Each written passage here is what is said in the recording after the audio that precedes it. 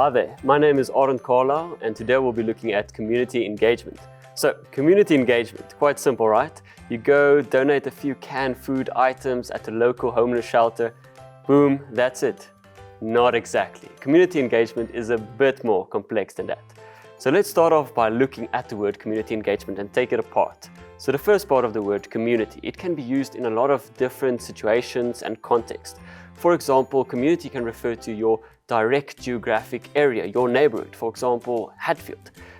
Community can also refer to a group of people with similar beliefs, interests, or hobbies. Think about, for example, a church community, or the vegan community, or even an online gaming community.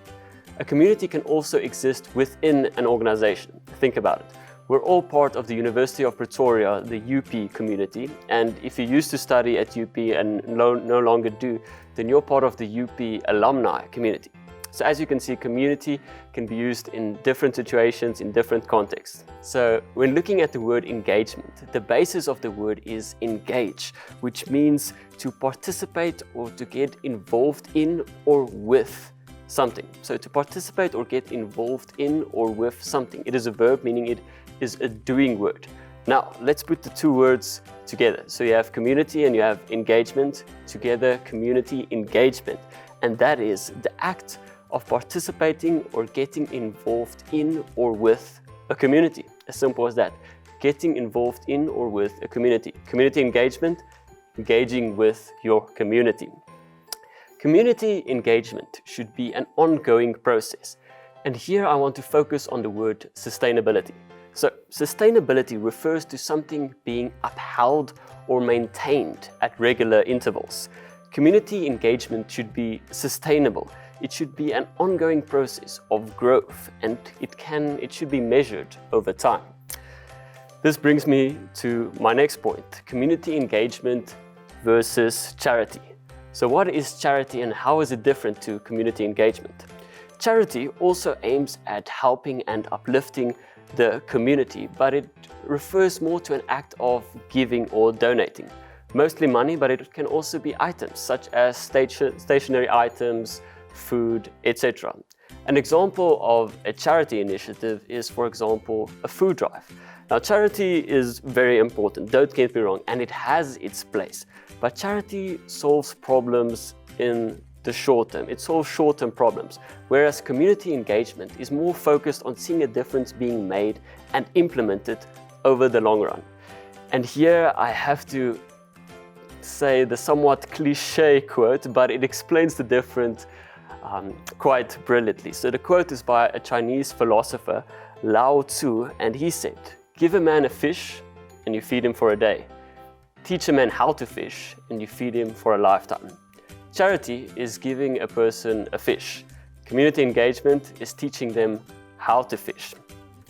So community engagement is teaching him how to fish. And yes, charity is important. If you give a man a fish for today, you might prevent him from starving. But you can't give a man a fish every single day. That is not sustainable. Eventually, you want that person to be able to fish for himself and to be able to feed himself. And that is the goal, and that is community engagement. So, community engagement is making a positive long-term impact in the community, such as teaching someone how to fish. Community engagement can be something tangible. For example, putting up a swing at a primary school that can be used for the years to come. Or most of the times, it's something intangible. For example, teaching someone a particular skill that they can use to better their lives for the rest of their lives. Community engagement, this should also have a snowball effect. If you teach someone a skill, they should be able to teach someone else that particular skill, and that person someone else, and so it goes on, and then in essence the snowball effect. And that is the goal, to be able to have your community engagement initiatives go beyond your own reach, go beyond your own involvement, being able to teach someone, as I said, for example, a skill, and they continue it forward. When thinking about community engagement, you also need to think close. So as mentioned earlier, there are many communities with various needs all over which you can reach out to. You can go, for example, to a community 500 kilometers away and do a community engagement initiative there, and it will be great and the impact will be significant, but it won't be as significant, and I'll explain that now.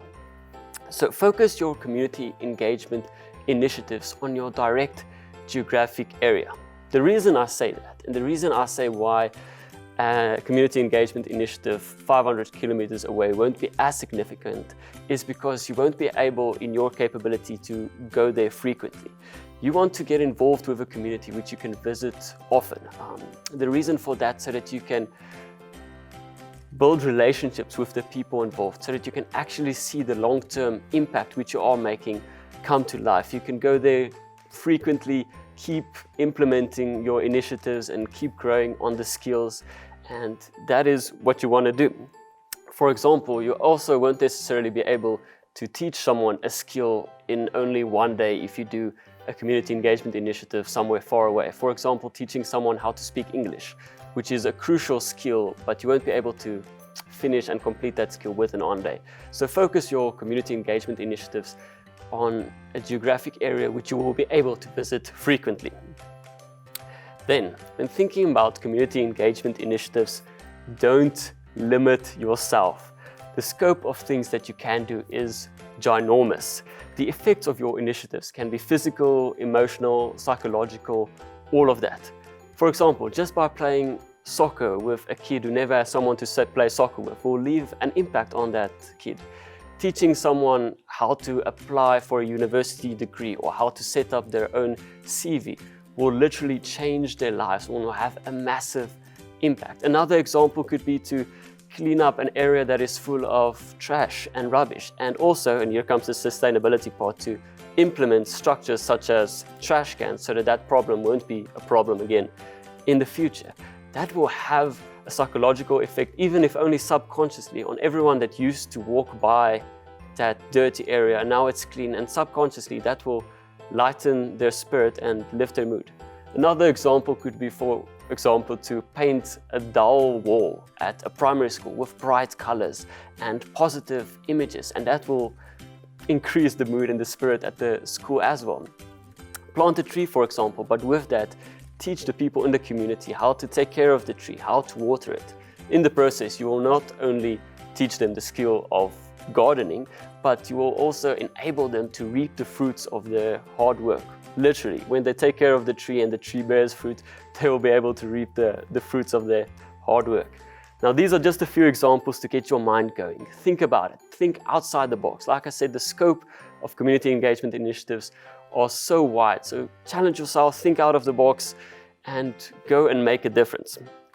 This brings me to my next point, which is civic engagement. Throughout your community engagement initiatives, I also encourage you to promote civic engagement. Civic engagement refers to making a difference in your own community and being an active citizen in your community.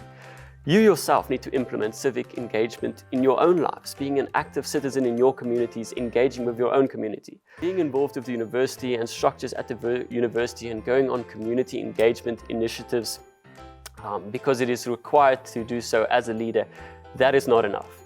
You as a person also need to implement civic engagement in your own lives. Take the things that you are taught at university and implement it in your own communities and promote other people to do the same. Also, on your community engagement initiatives, promote that mindset of civic engagement. In that way, you will be able to leave something behind that goes longer than your actual presence. Once you are no longer involved with that community won't go back to its state before you were there, but it will be able to continuously grow because that mindset of civic engagement will be there and people will be active citizens in the community and further improve their community. Then on to my last point, which is reporting structures. So when planning a community engagement initiative, you might have to register or confirm your various initiatives at some structures at the university or at some relevant authorities. Now, these structures or authorities might change from year to year, so it is important that you find out from your manager or coordinator if you have to register your community engagement initiatives or long-term and short-term outreaches, and if you have to, then with whom, at which structures, all of that. So yes, that is community engagement. Remember, you are engaging with actual people and making an actual impact in the lives of people. So take community engagement seriously, don't take it lightly, but also enjoy it.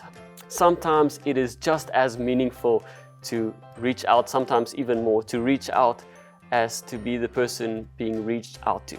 So take this, go out, go reach out to communities, go and make a difference and ultimately change the world one community at a time.